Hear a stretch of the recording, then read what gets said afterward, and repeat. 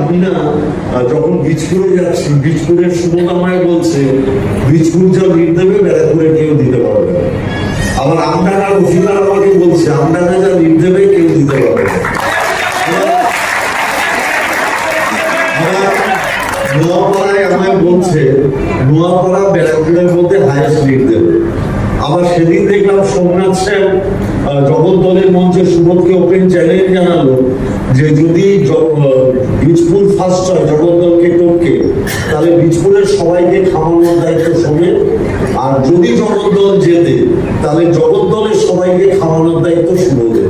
Challenge হয়ে গেল, মানে সোমনাথ সেন।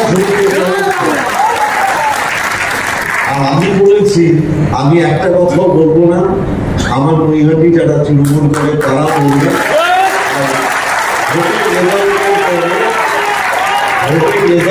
করে এটা বোঝা যাবে কে কতটা করবে। আমি নৈহাটি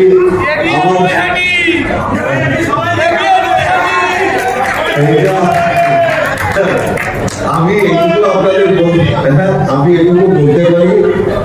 দেখুন একটা জিনিস মাথায় মারাত্মক ভাবে ডোর টু ডোর করতে হবে, সবাই এটা মাথায় নেই। মিটিং মিছিলের থেকে যত বেশি আপনি মানুষের বাড়ি যেতে পারবেন তত বেশি কিন্তু আপনি মানুষের সমর্থন পাবেন।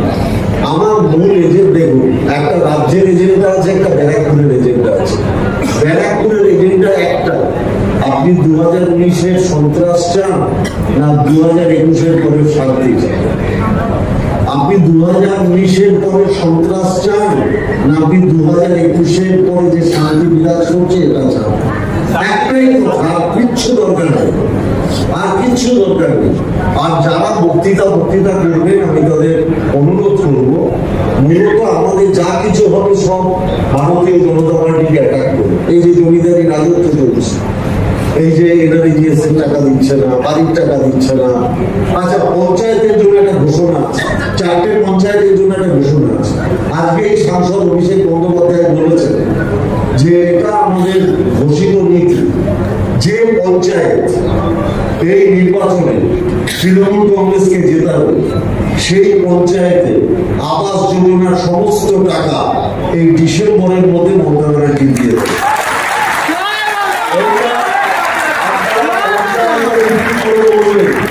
যে পঞ্চায়েত এই নির্বাচনে তৃণমূলকে লিড দেবে তাদের প্রত্যেকের বাড়ির আবাস যোজনার টাকা ডিসেম্বরের মধ্যে মমতা ব্যানার্জি দিয়ে দেবে।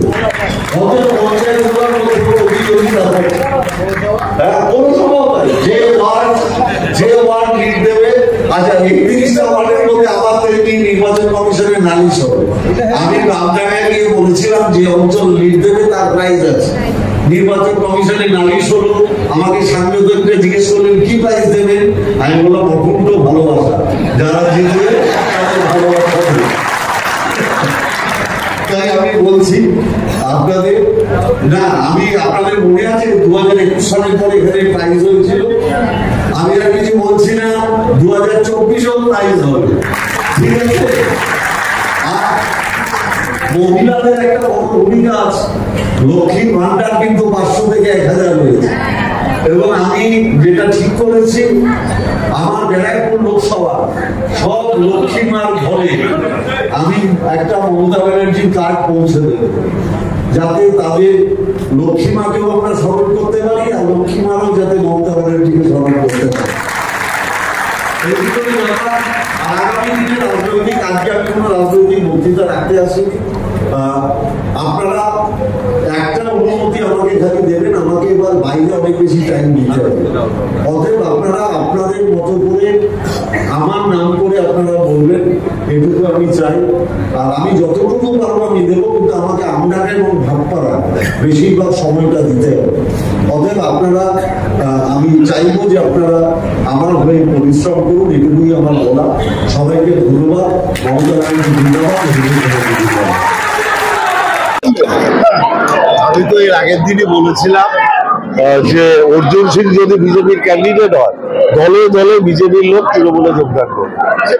তাহলে কি ভাঙন শুরু হয়ে গেল বিজেপি দল? বিজেপি তো দেখতেই পাচ্ছেন আপনারা, দলে দলে মানুষ আসছে বিজেপির জন্য তৃণমূলে জয় করছে এবং অর্জুন সিং এর নামটা অ্যানাউন্স হতে দেখুন সারা ব্যারাকপুর জুড়ে বিজেপিতে ভাঙন শুরু হয়ে যাবে। আজকে ব্যারাকপুরে মানে তৃণমূল ছিল হয়তো বিজেপিতে যোগদান করেছে নীলগঞ্জের অফিসে।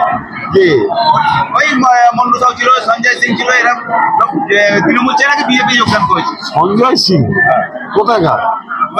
ভাটপাড়া জগদ্দল ভাটপাড়া। ও তো বিজেপির ক্যান্ডিডেট ছিল 2022-এর মিউনিসিপালিটি নির্বাচনে, ও আবার তৃণমূল করলো। 40 জন যোগদান করেছে। আরে ওরা তো বিজেপি ছিল, বিজেপি ছেড়ে বিজেপিতে যোগদান। আচ্ছা এরা হয় নাকি? ও তো 2022-এ বিজেপির ক্যান্ডিডেট, ওকে তৃণমূল নেয়নি। কিন্তু মান্নু সাউ তো টিএমসিতে ছিল। হ্যাঁ মন্ডু তো অর্জুনের সাথেই ঘুরতে ছিল, কিন্তু ওই সঞ্জয় সিংরা তো বিজেপি ক্যান্ডিডেট ছিল। আচ্ছা একটা বিষয়, সেটা হচ্ছে আপনার নির্বাচনী এজেন্ডা কি হবে, মানুষের কাছে কি বলবেন? ব্যারাকপুরে গুন্ডারাজ নয়, শান্তি চাই। বলছি দাদা, কোনো সবার আবাস যোজনার টাকা দেওয়ার বন্ধ কথা বললেন।